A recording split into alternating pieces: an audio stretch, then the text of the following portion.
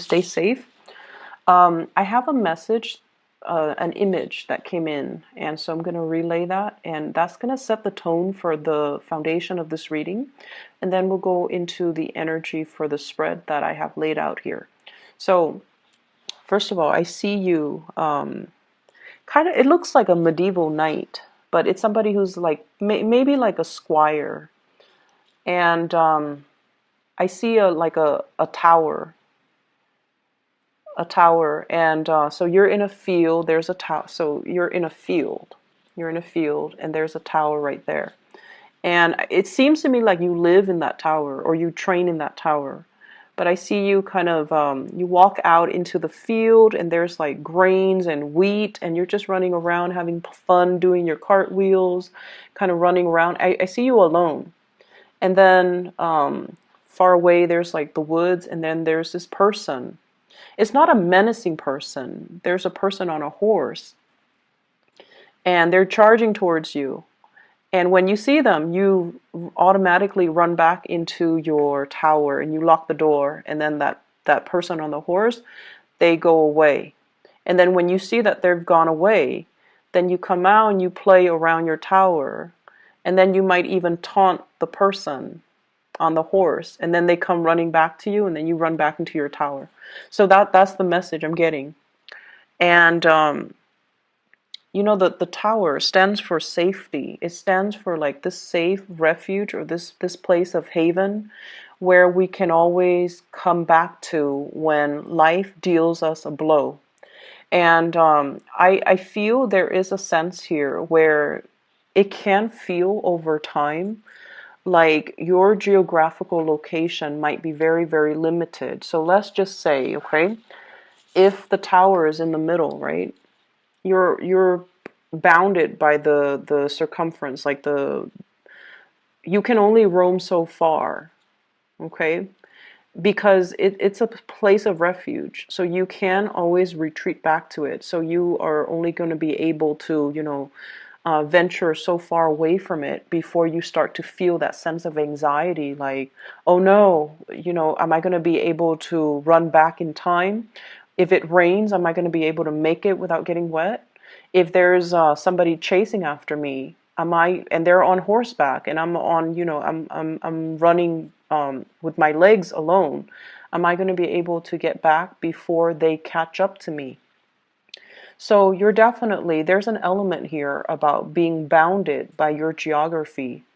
And for some of you, honestly, I feel like it could be, the environment that you're in. Are there jobs that are appropriate to your field or to your area of expertise? Okay, so like, for example, you might be, this is an extreme example just to get my point across. You might be a marine biologist and you live in the desert. Okay, and you're just like, where are all the marine biologist jobs? So you look online, or you surf the internet, or you read the newspaper, and you're looking for a marine biologist position or vacancy, and you're just like, when is it going to happen for me? So that's an extreme situation. Okay, you have to go where life is calling. Okay, you have to step out of your comfort zone. You have to go where life is calling you. I feel for many of you too. I keep seeing somebody who's like, let's say you grow up in one city, right? You move away for college, and then as soon as you graduate college, you move back to that city. So wherever you grow up, you move away for college, and then you come back. And because it's safe, because after that big milestone in your life, being far away from home, you feel homesick, or you feel like, oh, I've already done my fun. I've already put in my 4 years. I've already lived on my own. I should move back. And then I see some of you move back, and then you move away for example, grad school. And then you have like an amazing time. And then after grad school, you automatically just bounce back, like tether. It feels like something is tethering you to it. And for you, it could be family. For you, it could be that familiarity. But I definitely feel a cycle in your life is getting ready to wrap up. And you kind of need to move forward, and you kind of need to move on, okay? So what we have here is the world. So this is like expansiveness, opportunities knocking on your door, things opening up for you. But the nature of a fixed sign, and especially your sign, you're very, very homebound and you're very, very family oriented. And I also feel like as much as you things that you can do on vacation, you don't feel like life can be lived that way for whatever reason. And so this is a card about great expansion, but it's also a double-edged sword because that bunny is encased in this bubble, and so it's almost like nibbling at life rather than living it fully. Okay, so there's a lot of fear I'm sensing, fear about change and the unknown.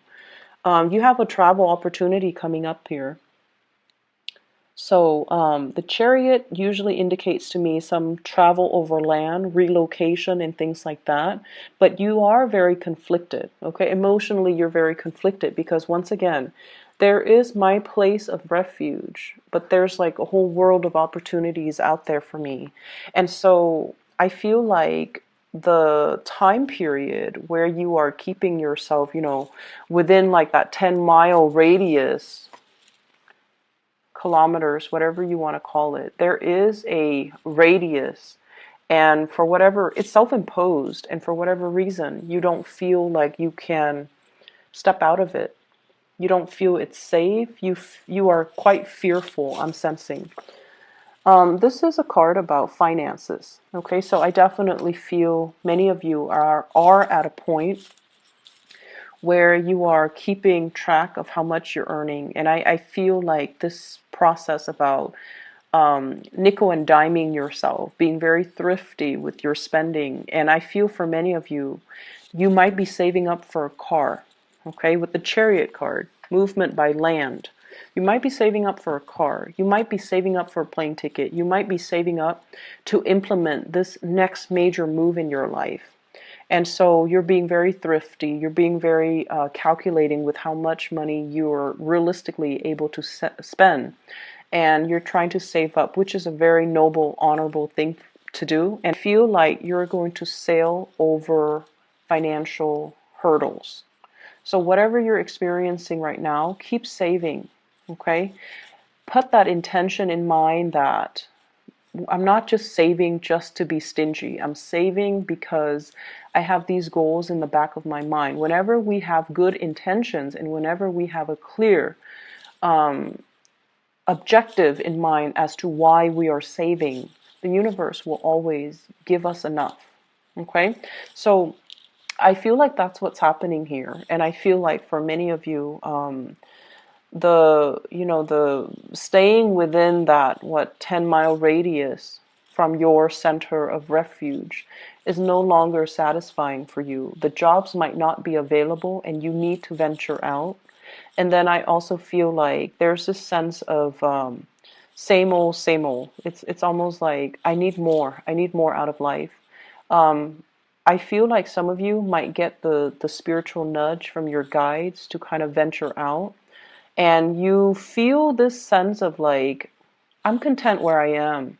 But there's something calling you, nudging you to take that extra step. And I feel like you're ignoring it. But for this week, it's a Mercury retrograde period.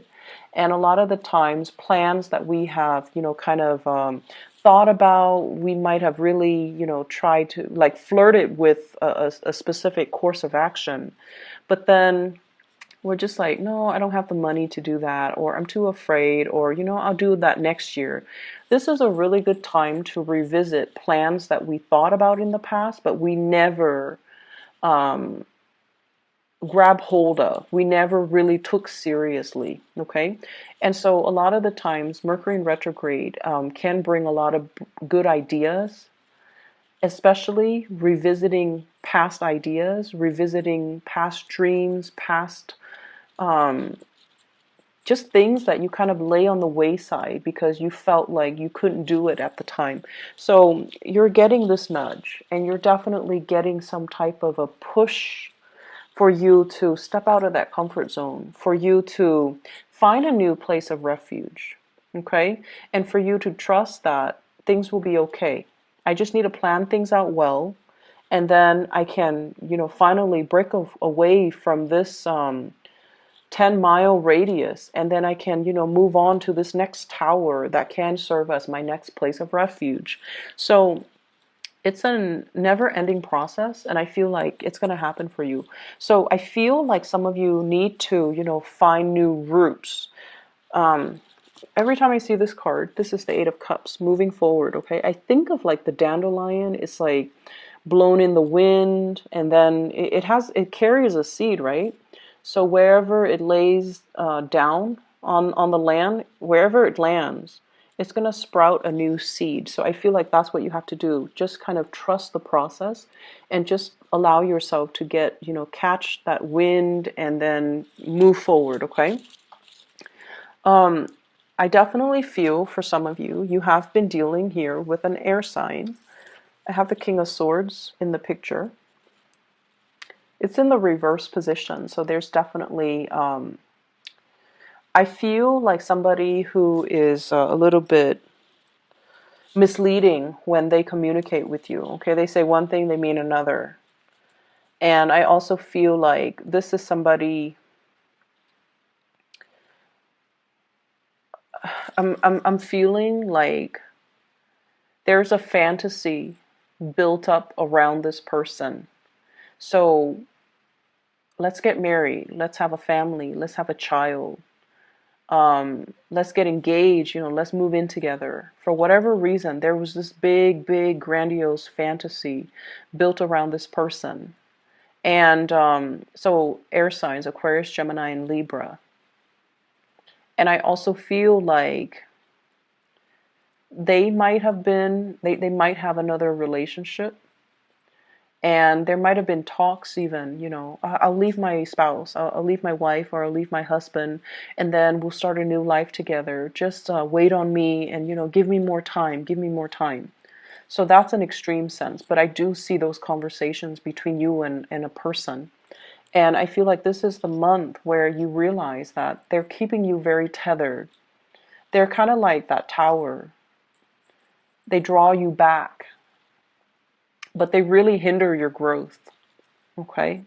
Or the fantasy that you have is really hindering all the other opportunities that you can have out there. Because what I saw earlier was it's like a grassy field, like a field of wheat, and it's a tower. And like, who lives in the tower, right? Doesn't seem like it's very homey or very comfortable, and it seems a little bit isolating because I see you playing outside by yourself. And so it can feel a little bit lonely in this relationship, I feel, even though you feel like this person will protect me. They're kind of like that fortress of strength and stability, but it just doesn't feel to me like you are 100% happy. And then I also feel like for some of you, there are like contract jobs, okay? It's like the let's say the job contract, there's a company that is retaining you, and they give you projects that last like 3 or 4 months at a time. And then, like when you are in the midst of it, or when you land that contract, it gives you this really big emotional high. And then 1 month right before the contract ends, you get into this sense of anxiety, like, oh my gosh, where's my next paycheck going to come from? I have to scramble. So rather than enjoying the process of completing a project, the satisfaction we get for work that is well done, rather than doing that, you're spending that last month like scrambling around for new work, for new projects, for new contracts, for new, opportunities. And so you're living almost like from paycheck to paycheck. You're living almost like from one provisional time frame. There's a definite start date and there's a definite end date. And then you're scrambling for the next start date and the next end date. So it feels like you can't really plan anything long term because everything revolves around, start, end date, start, end date. And so you never set down, you never are able to put down roots. You're never able to feel stable and secure. So I don't know what's happening with you guys. But it just seems to me like you're not very grounded, and you need that sense of groundedness in order for this anxiety to go away. And so really focus on, what do I need to get that sense of groundedness? And I feel for many of you, finding that job that is more long term rather than contract based is going to be long term. And then wherever that job is, be willing to relocate in order to give it a chance. Okay?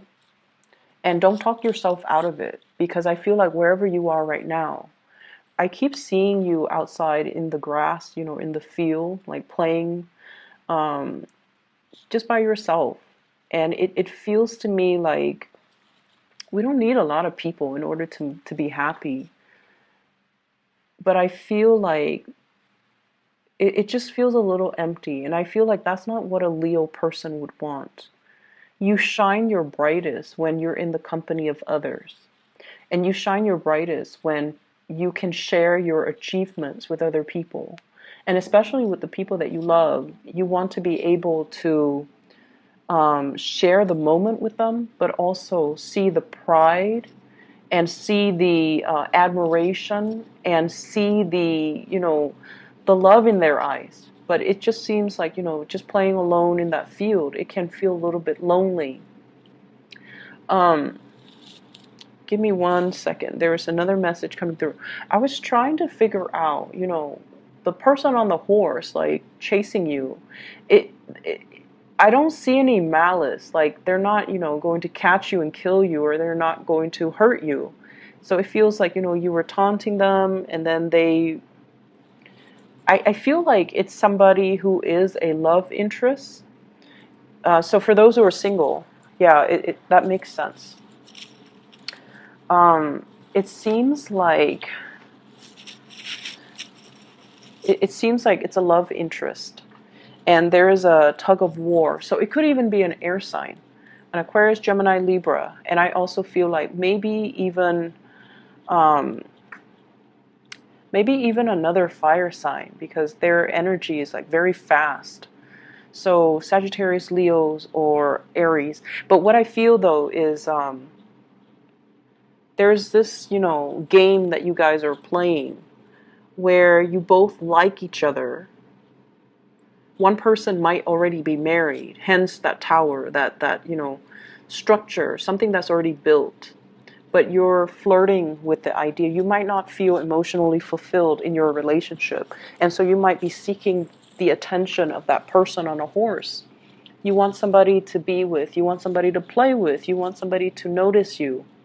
So there's that. Or I also feel like there's another person that is interested in you. And when you're around, they want to come towards you, but you're very afraid. You're very afraid to let them know how you feel. Like, I'm lonely, can you play with me? You're very afraid to let them know that I'm not 100% happy here. Can you take me away? All you have to do though is, hop on their horse with them, because like I said, the person is not a scary person, but you keep running away from them. So it could just be fear of outsiders encroaching upon your space. So that could be just a fear, or a fear of, feeling and you guys are very self-sufficient. The fear of letting the other person know, I need help. I can't do it on my own, or I need you to help me with this, or I need you to, I want to get on your horse and I want you to take me away from this tower, from this field where I'm constantly by myself. So I see that element coming through. And you have to make some changes. I feel like there is some bigger message here. I feel like the way it came out, it seems like your guides are trying to cushion the blow a little bit by sugarcoating the message. Okay? And so I feel like they want you to really look at the situation and allow yourself to go, allow yourself to leave, allow yourself to do things that make you happier, and especially allow yourself to kind of break away from whatever has been tethering you Okay? So, Leo's and Virgo's reading yesterday, but nothing came through. So, I hope this is helpful, okay? Take care of yourself, and I'll be back next week.